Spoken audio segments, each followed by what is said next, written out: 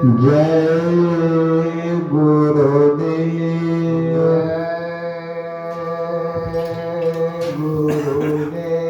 जय गुरुदेव।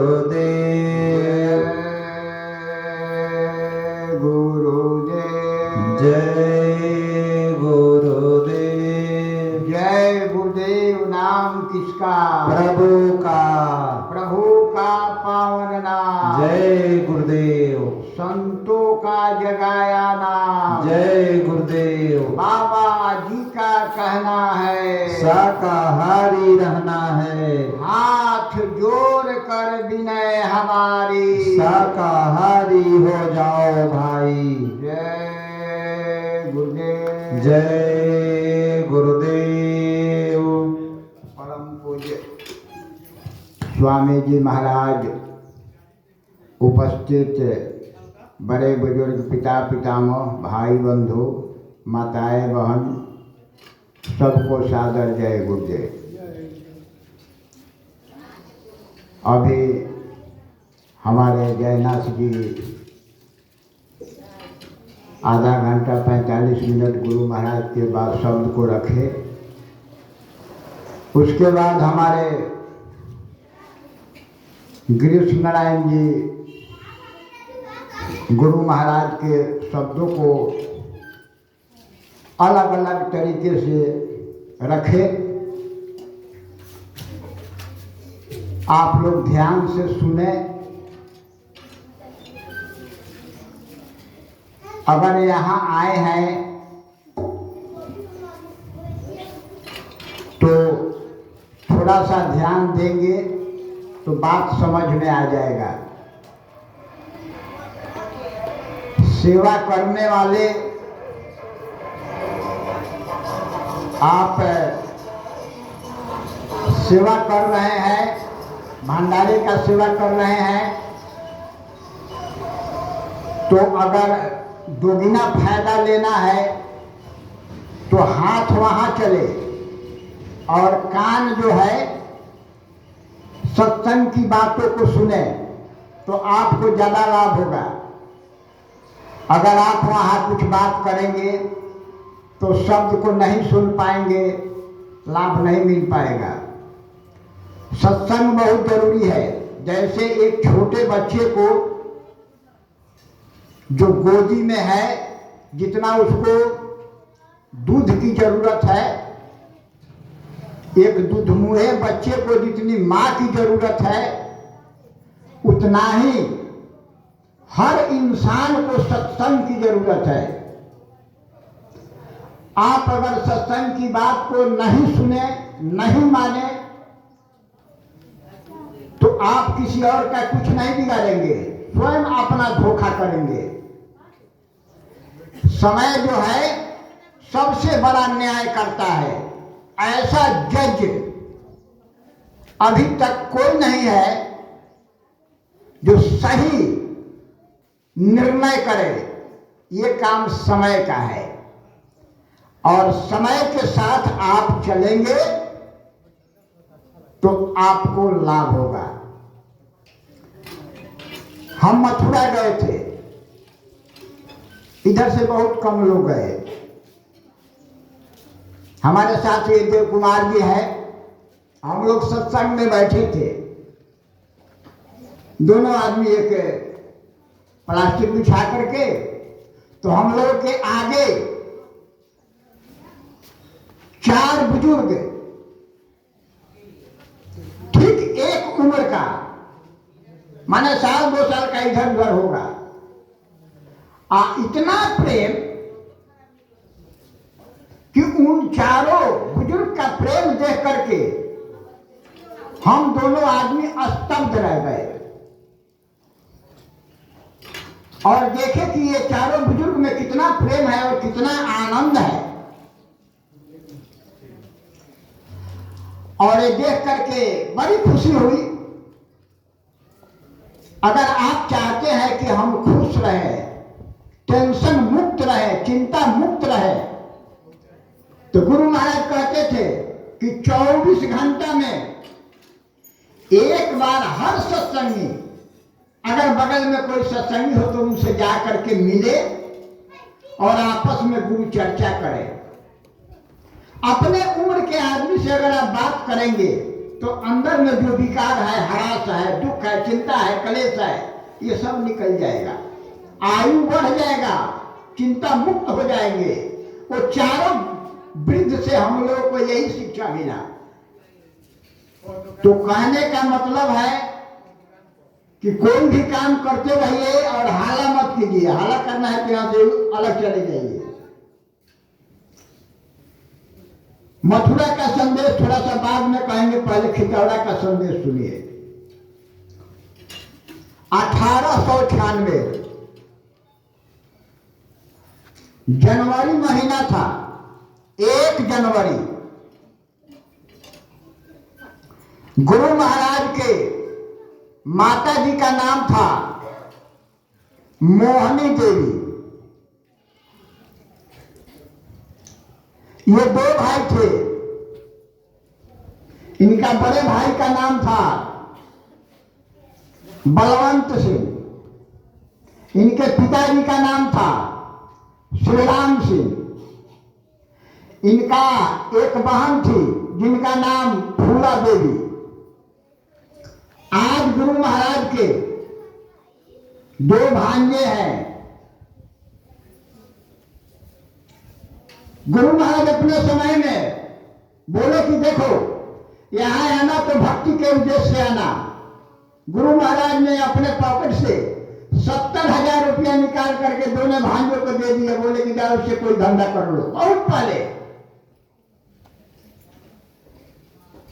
1 जनवरी 1896 गुरु महाराज के माता जी चना के खेत में साग खोटने गई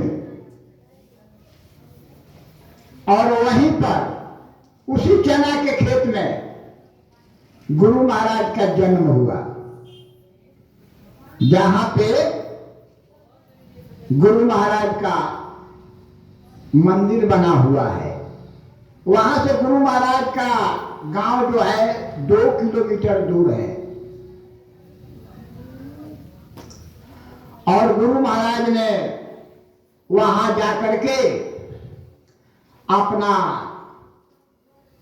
कोई भी महात्मा अपना जन्म स्थान पर कुछ कीर्ति करके ही जाते हैं। ठीक उसी प्रकार गुरु महाराज बराबर खितौड़ा और मथुरा खितौड़ा आते जाते थे। ये संदेश देते थे कि ऐ बच्चा, भविष्य में तुम यहां आना, तुम्हारे लिए ये सब मैं बनाकर जा रहा हूं। दुनिया में 5 स्थान है जिसका बहुत बड़ा महत्व है।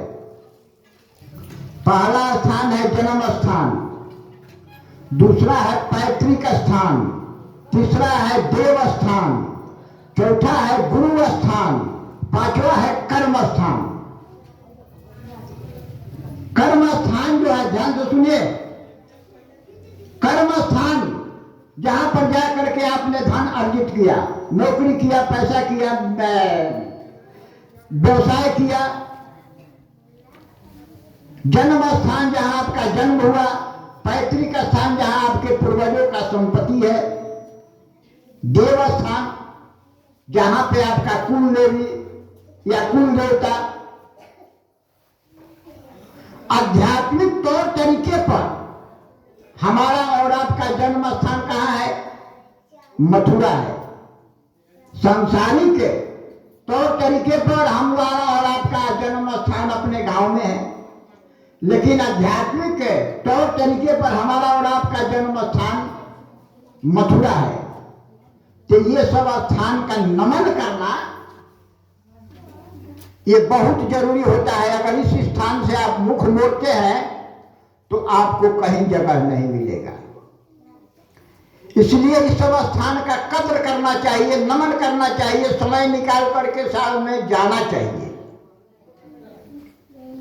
वहां हम लोग गए, वहां बड़ी सुंदर सुंदर आंवला का बाग, अमरूद का बाग, आम का बाग, ये सब लगा हुआ है। और 2 किलोमीटर चौफेरा में कोई गांव नहीं है। वहां केवल गुरु महाराज का आश्रम है, मंदिर है, बड़ी शांतिमय जगह है। मथुरा का संदेश हमारे गिरीश नारायण जी बोले कि ये मथुरा का संदेश सुनाएंगे, तो ध्यान से आप लोग संदेश को सुनिए। इस बात को तो आप लोगों को पता चल गया कि गुरु महाराज का 1 जनवरी 1896 ये जन्म दिवस है, और इस संसार से गए 18 मई दिन शुक्रवार 9:30 बजे रात, तिथि त्रियोदशी, कृष्ण पक्ष यानी अनहरिया, ये गुरु महाराज का इस संसार से जाने का तिथि है, जो 18 मई को 17 से 21 मई का कार्यक्रम मथुरा में होता है। महाराज जी 4, 5, 6 ये होली का कार्यक्रम मार्च में इसका निमंत्रण भेजे हैं। आप लोगों को ये निमंत्रण हम दे रहे हैं कि 4, 5, 6 मार्च को आप लोग होली कार्यक्रम में मथुरा जरूर चलेंगे। अगर कहीं हो सकता है कि इलेक्शन नहीं हुआ तो होली बाद महाराज जी का कार्यक्रम होगा। अब ये जनवरी लास्ट तक इसका फाइनल हो जाएगा, तो इसका जगह भी चयन कर लिया गया है, धरहारा फील्ड और एक आपका बिशुनपुरा हाई स्कूल। जिला में 5 गो प्रोग्राम, एक महाजी, एक मखदूमगंज और एक सनपुर, ये 5 कार्यक्रम चयन हुआ है। इसका तैयारी आप लोगों को करना होगा।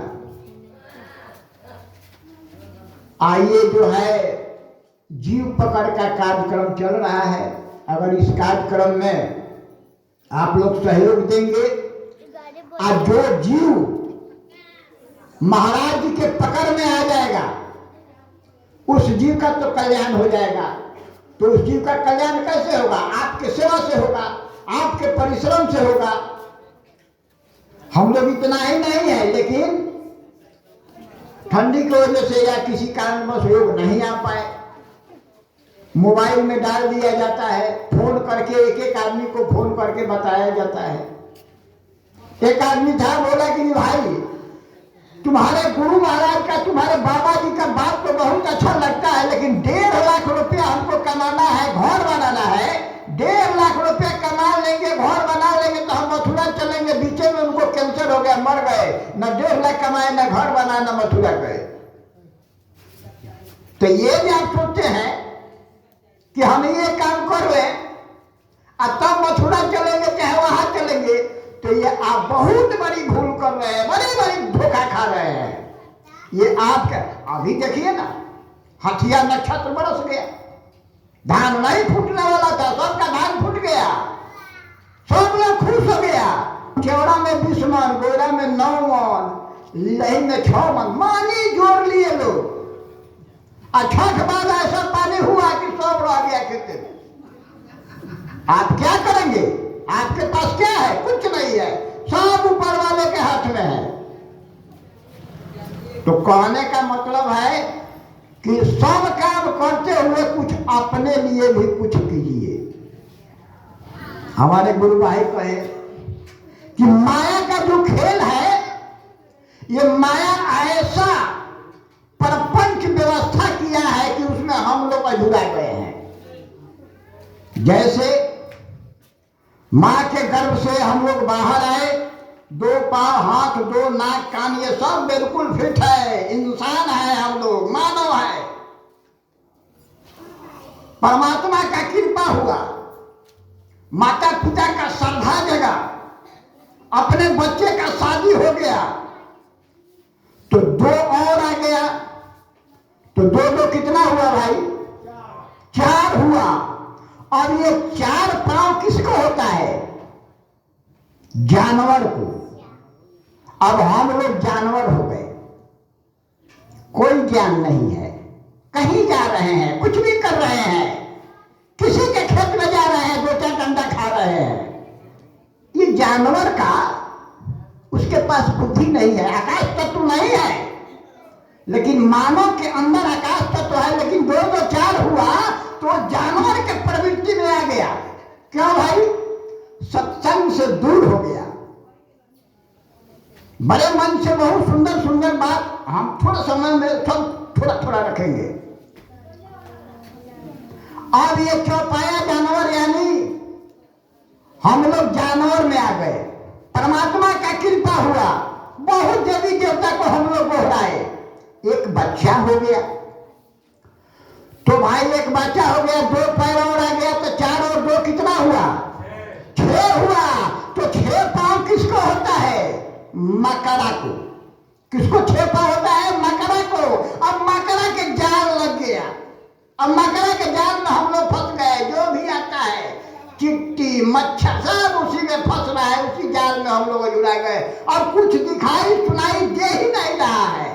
आदमी से जानवर और जानवर से मकड़ा। फिर भगवान का कृपा हुआ, एक बच्चा और हो गया तो 6 2 8, 8 पांव 8 गोरवा को होता है, जो केवल खून चूसता है, चपके रहता है, दूध नहीं पीता है, थान में रहेगा, दूध नहीं पिएगा, खून खींचेगा। अब हम लोग खून खींच रहे हैं, पटीदार का, भाई का, बाप का, बेटा का, बेटी का, पड़ोस का, सब का खून खींच रहे हैं। फिर परमात्मा का कृपा हुआ, दया हो गई, एक और बच्चा हो गया। 8 और 2 कितना हो गया भाई? 8 और 2 10। तो 10 पांव किसको होता है? कोकड़ा को। किसको होता है? कोकड़ा को। तो कोकड़ा आगे भी चलता है, पीछे भी चलता है। अब आपको ना दिन सूझता है ना रात सूझता है, इतना आप बेचैन में है कि कब मरेंगे, कब जिएंगे, कब मरेंगे, कब जिएंगे। वहां से परवाना आ गया। कोकड़ा, कोकड़ा जब बच्चा देता है तो उसके पेट में जब बच्चा आएगा ना तो उसका सारा मांस खा जाएगा और ऑटोमेटिक उसका पेट फट जाएगा और सारा बच्चा बाहर आ जाएगा। ठीक वही हमारा और आपका ये समय जो है और हमारा और आपका कर्म जो है, हमारा और आपका विचार जो है, ये कोकड़ा के जैसा हम लोग अपने बाल बच्चे में ये फटते जा रहे हैं, मरते जा रहे हैं, कोई किसी का नहीं है। तो कहने का मतलब है कि ये माया का खेल है, यही माया है और इसी माया में हम और आप फंसे हुए हैं। अब इसमें से निकलने का क्या उपाय है? भगवान का भजन। और ये भगवान का भजन कहाँ होगा? कौन बताएगा भगवान का भजन? तो जो भजन कर लिया होगा, जो भजन करके, जो पूरे महात्मा जो भजन करके उस मालिक के पास, भजन का मतलब भागना, भजन का मतलब भागना। हम लोग इस संसार में पसर रहे हैं। अब यहाँ मरहावड़ा में एक मकान बना, तब तक छपरा का मकान तैयारी। अब पटना भी जमीन लिया गया, छपरा पटना मरहावड़ा कर रहे हैं। वही है पटना में रास्ते में चले हम लोग चल गए, सब मकान यही रह गया। मरेंगे तो क्या बनेंगे? चूहा। चूहा मकान का ये आपके अंदर जिज्ञासा जगह है तो सबसे ज्यादा मकान चूहा बनाता है और सांप आकर के उस मकान में रह जाता है, उसको खा भी जाता है। तो बस कहने का मतलब है कि भगवान का भजन, आत्मा का कल्याण करना है तो महापुरुष के पास जाना पड़ेगा। और महापुरुष के पास जाएंगे, उनको चरणों में बैठेंगे तो वो आपको भजन की रास्ता बता देंगे। रास्ता मिल जाएगा, घर में बैठ करके भजन कीजिए। ये एक कथा सुनाए कि महात्मा जी गए तो बुढ़िया माई किसी को दान नहीं देती थी, लेकिन महात्मा जी रोज जाते थे, रोज जाते थे। एक दिन बुढ़िया क्या किया कि बहारन लेकर के आ रही थी फेंकने के लिए। महात्मा जी गए तो वही बहारन दे दिया। और महात्मा जी, माई की जय, तुम्हारा धन भंडार भरा रहे, इतना आशीर्वाद दिए कि कम से कम तुम देना तो सीखा, कूड़ा कचरा तो दिया, तो गुरु महाराज तो कहते हैं कि अरे भाई तू अपना सारा कूड़ा कचरा दे दो, लेकिन हम लोग वो भी नहीं दे पाते हैं। देने की आदत सीखिए। आप कुछ देते हैं तो कहाँ जाता है? अच्छे काम में लग जाता है। महात्माओं के पास अखंड भट्ठी होती है और उस भट्ठी में हमारा और आपका ये 10 रुपया, 20 रुपया, 100, 50, 1000, 500 जो आप देते हैं, ये क्या देते हैं? अपना दुख दर्द, बेटा के नौकरी, बीमारी, और ये गिम्मा, कलकल, हाथ, चिन्नी, ये जितना रोग कष्ट है 10, 20, 100, 50 निवच करके आप महात्मा को देते हैं और महात्मा उस भट्टी में झोंक देते हैं। तो देंगे तब कुछ मिलेगा। वहां एक कथा सुनाया गया कि महात्मा जब खुश होते हैं, भगवान जब खुश होते हैं तो 3 चीज देते हैं। सबसे पहले गरीबी। गरीबी एक ऐसा व्यवस्था है कि आपका गरूर गुमान चूर चूर हो जाएगा। आवश्यकता अनुसार आपको कुछ नहीं मिलेगा। आपको अपनी आवश्यकता के पूर्ति के लिए दर दर भटकना पड़ेगा, यानी जगह जगह जाना पड़ेगा। जहां नहीं जाना चाहते हैं वहां भी जाना होगा। क्यों भाई? आप जब वहां जाएंगे तो आपका गरूर गुमान चूर चूर, घमंड जो है चूर चूर हो जाएगा। आप बराबर भगवान को याद करेंगे, हे प्रभु कौन गलती किया कि हम गरीब हो गए।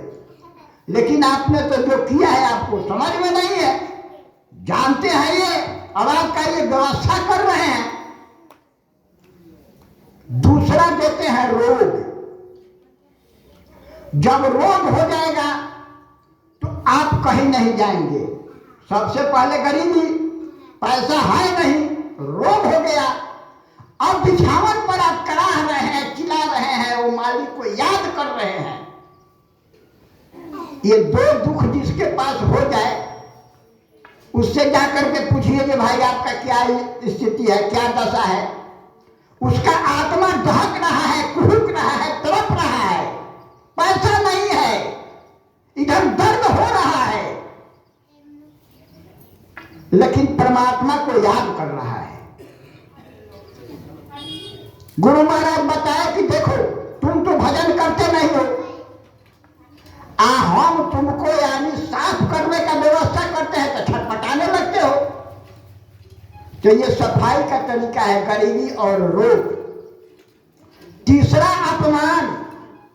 आप कहीं गए, आपका अपमान हो गया, आपको लोग यानी बहुत प्रकार का शिकायत कर रहा है कि वो आदमी अच्छा नहीं है, चरित्रहीन है, ये है, वो है, बेईमान है, शैतान है, ये कुछ नहीं करता, नीच आदमी है। अब आप दुखी हो जाते हैं कि भाई हम इतना अच्छा आदमी, हमारा शिकायत हो रहा है। अरे ये तो व्यवस्था बनाया गया है। एक कथा सुनाए बड़े मंच से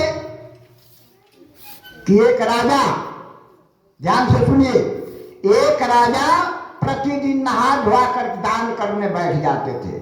जो आते थे उसको दान देते थे। दान का समय था और समय से उठ करके राजा घोड़ा पर चढ़ते थे और घोड़सार में जाकर के घोड़ा का खूब मालिश करते थे।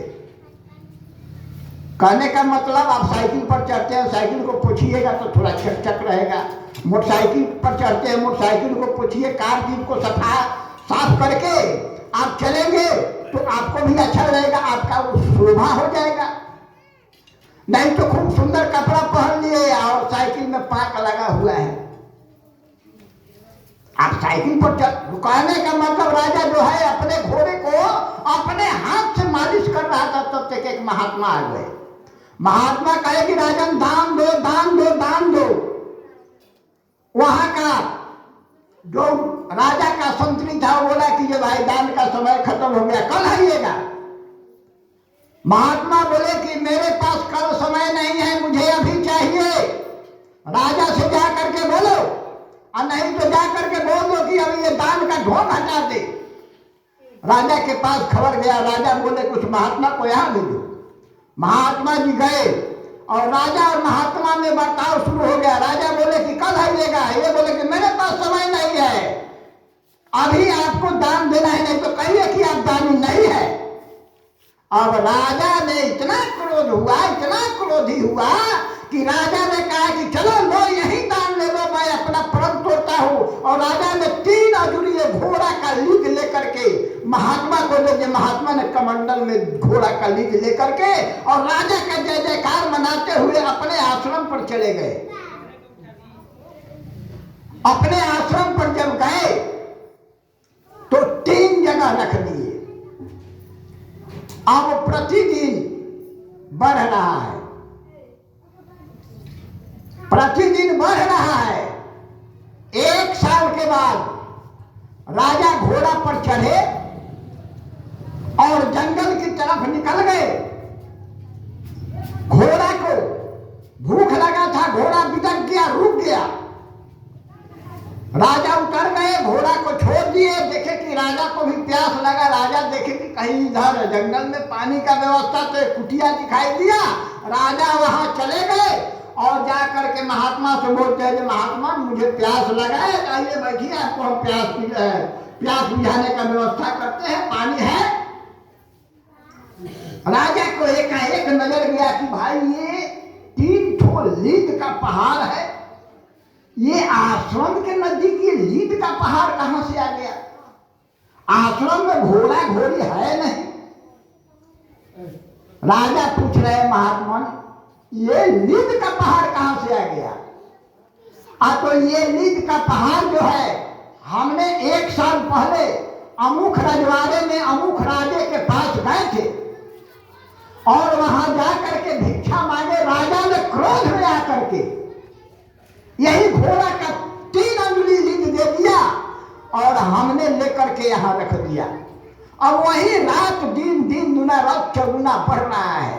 अब राजा का दिमाग सर से पांव तक झनका। राजा बोले कि महात्मा ये क्या होगा? तो राजा को ये खाना पड़ेगा।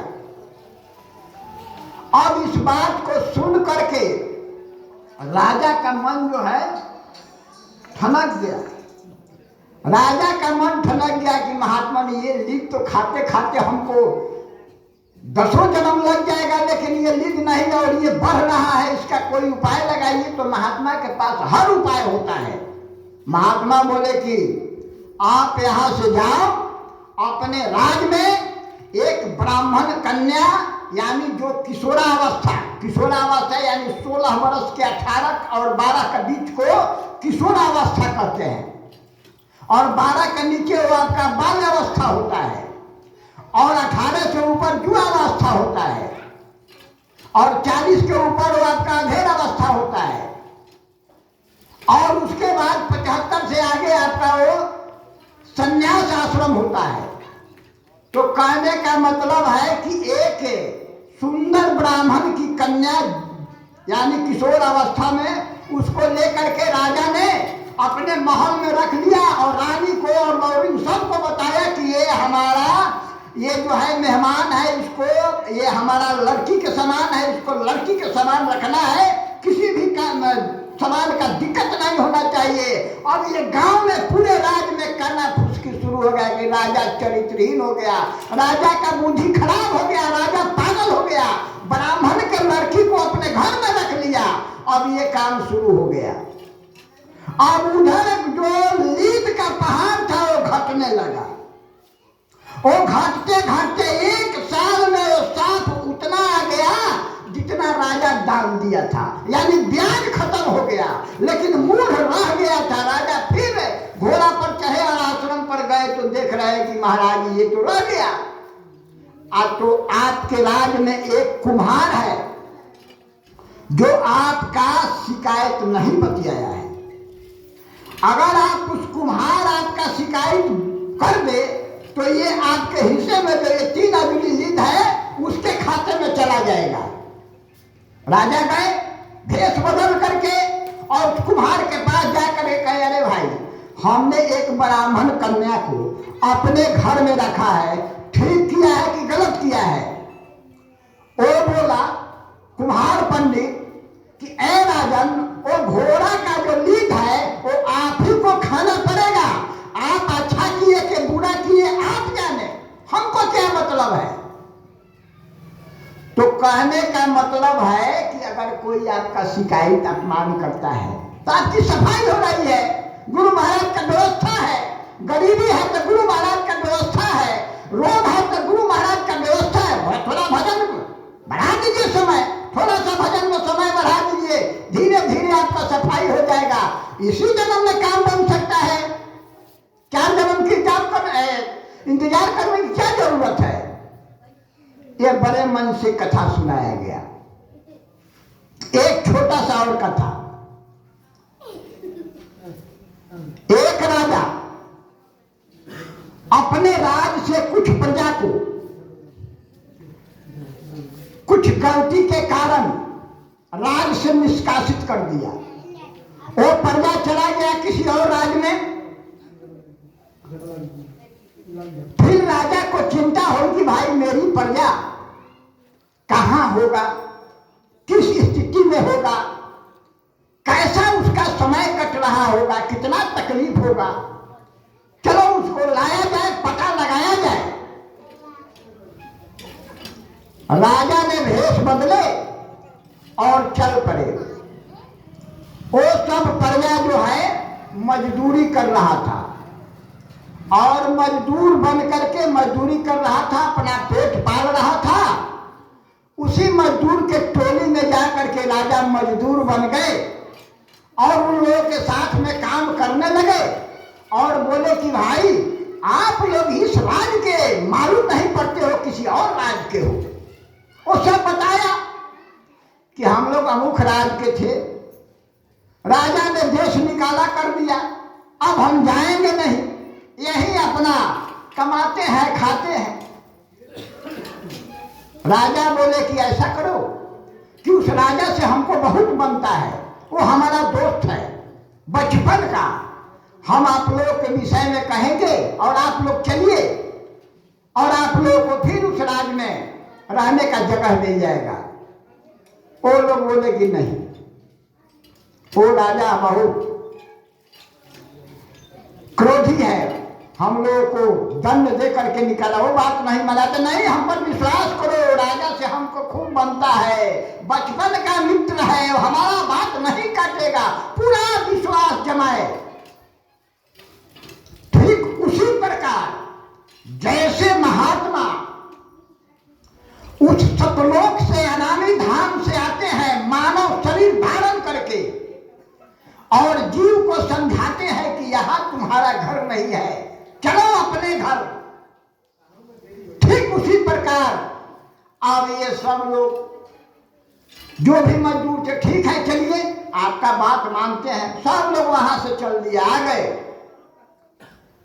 अब ये राजा बोले कि देखो हम जाते हैं, राजा से बात करके आते हैं, आप लोग यहीं खड़ा रहिए। राजा गए और महल में जा करके अपना सारा पोशाक को बदले, राजसी पोशाक पहने और जा करके सिंहासन पर विराजमान हो गए और सिपाही को कहे जो वहां जो यानी वो सब मजदूर जो है उन सबको राज दरबार में पेश